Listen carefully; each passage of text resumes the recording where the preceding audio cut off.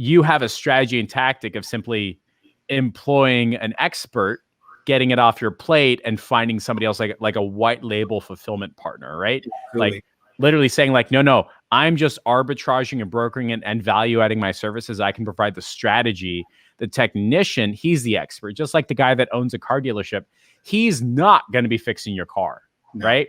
He's got the mechanic that he employs to fix your car. So I think that's something you talk about like later on, or specifically prospecting on demand, which is like just focus on the prospecting part and then send it out to somebody else. Is that correct? Yeah, I think the general idea is like, what are you really good at? I'll give you an awesome example. I was posting something like, I was talking about the ultimate value ladder for your agency. And this is something we could talk about later, but like this idea that every company, in my opinion, that's in this digital space should have a digital do-it-yourself product. Jeff is a master of this, right? He has the Inner Circle with a bunch of $97 ones, all of them for $500. That's a brilliant technique, brilliant tactic, right? Anyone in this space is capable of doing that for your niche. Like, here's a quick little video for chiropractors on how to build more effective videos online so that people come to you, right?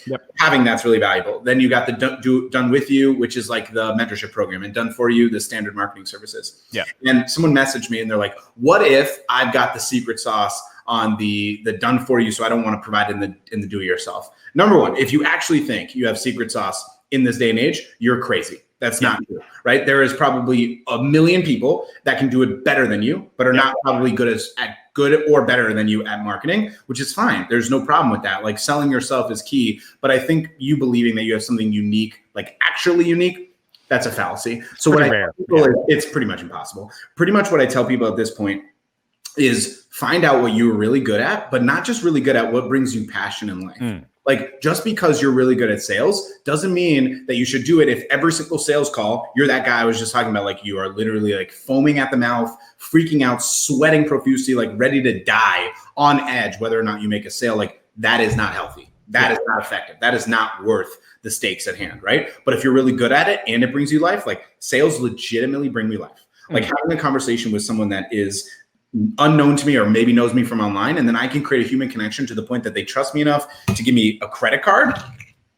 Damn, that's amazing. That's literally incredible. And then being able to facilitate some sort of transformation, amazing, right? It's incredible. So I love doing that, but it doesn't mean you have to. So what I knew right as I started, the first time I ever saw a Dave Rogan-Moser ad, which really kicked off my agency in the first place, I knew right away, 100%, like, there's no way this brain of artistic emotional intelligence is capable of being able to crunch numbers the way that Jeff Miller can on ads. It's just not going to happen.